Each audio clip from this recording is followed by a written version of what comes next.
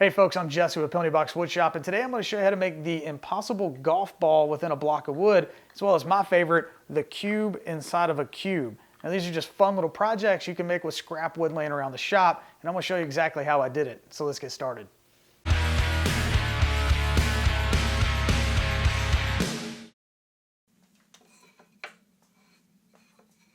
I figured that this piece of sapele, left over from a cutting board project, would work great for the golf ball cage. The piece already had two square and flat sides, so I squared up the two remaining sides on my planer to a final dimension of 1 3/4 of an inch by 1 3/4 of an inch.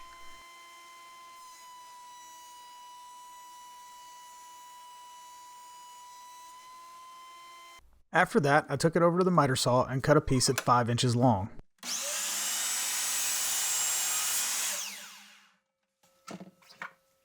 Using a ruler, I marked a line at 3/8 of an inch from both ends and then marked a line down the center lengthwise. I flipped the block over and did the same thing on the opposite face.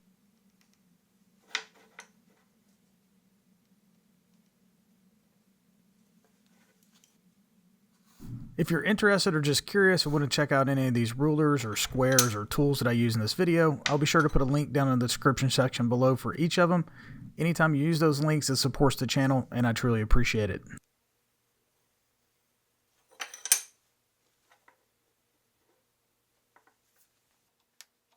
Over at the drill press, I set up a 1 1/4 inch Forstner bit and then set my fence so that the bit lined up with the center line that I marked on the piece of wood. I also set up 2 stop blocks so that the edge of my Forstner bit stopped at the 2 end lines, which will help me be consistent and accurate on both faces.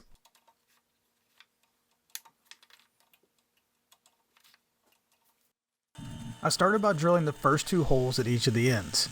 Don't forget to clean up the shavings regularly so that they don't get between the fence or stop blocks and the block of wood. This could lead to misalignment of the holes as they were being drilled.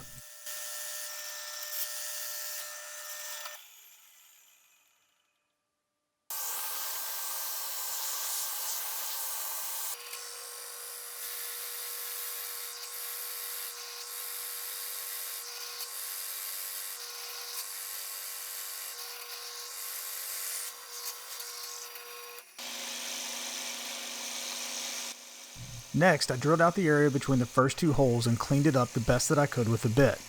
Then I flipped it over and did the opposite face the same way.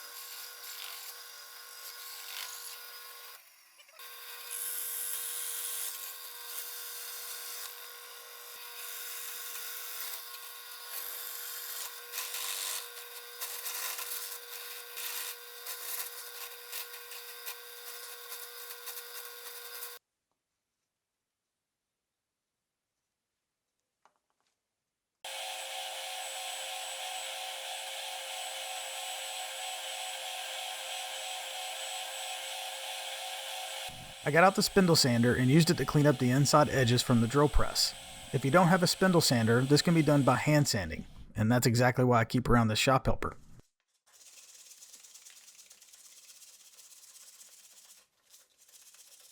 As you can see, a golf ball cannot fit between this tight space, which is what makes this little project so fun.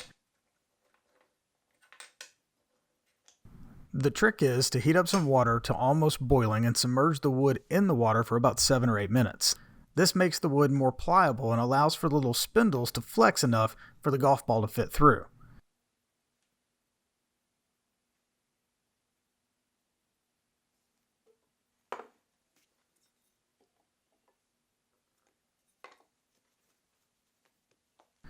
I removed the wood from the water and with a little pressure the golf ball popped right in.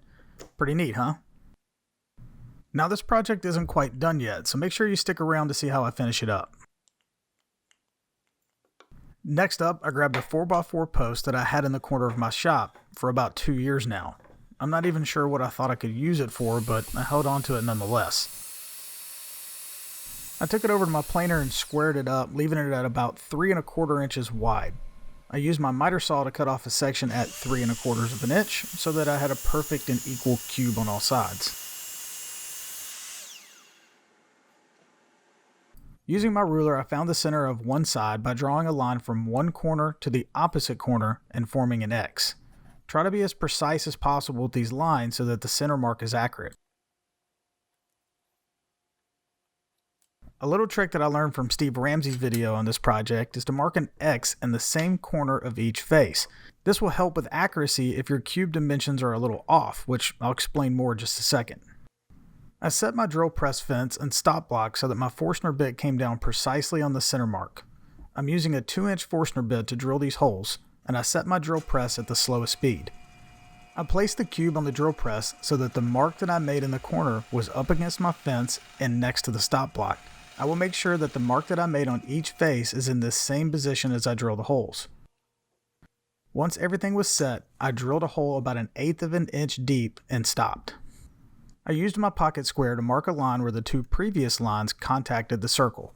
This is how I will determine the depth of the holes that will be drilled on each of the face of the cube. I placed the cube next to the drill bit and set the depth stop to stop the bit about 1/8 of an inch short of the line.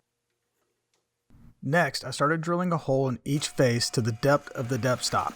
I started with the end grain size to prevent chipping as the cube in the center starts to develop. The end grain is much harder to drill, so I just went slow and took my time.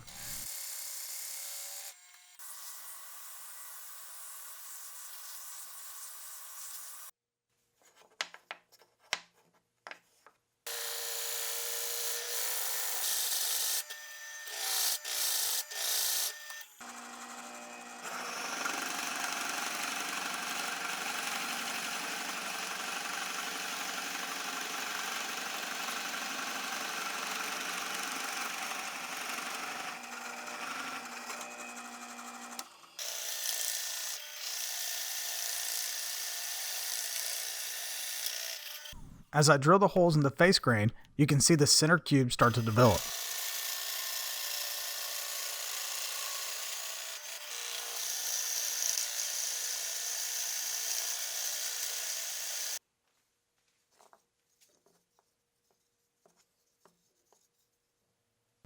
Next, I set the depth stop to drill about 1/16 of an inch deeper and then went back over each hole.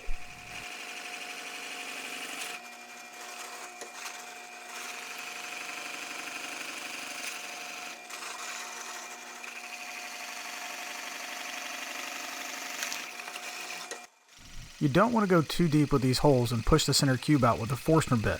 This could cause that cube to chip or crack. Instead, you want to stop just shy of the final depth so that all is left are small tabs in each corner. After going back through all the holes, I was able to use my knife to finish the cuts through the tabs and release the center cube.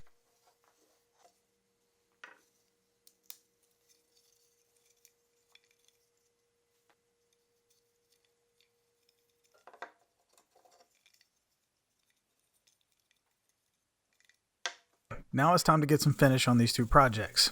One important thing to remember on the Impossible golf ball is that after you submerge the wood in the water, the grain is going to raise and the entire thing will feel rough even though you've already sanded it. Just give it a quick hand sanding with some 220 grit sandpaper and it will smooth right out.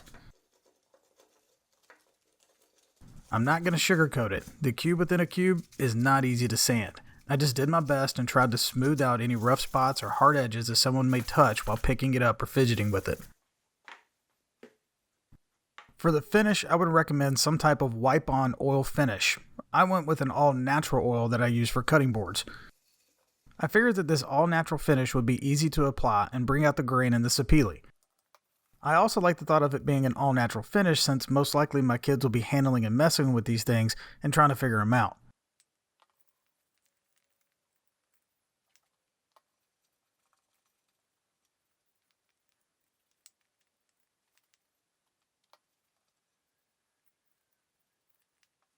I'll let these sit for about 20 minutes before wiping off the excess and reapplying another coat if needed. Then, these things should be good to go.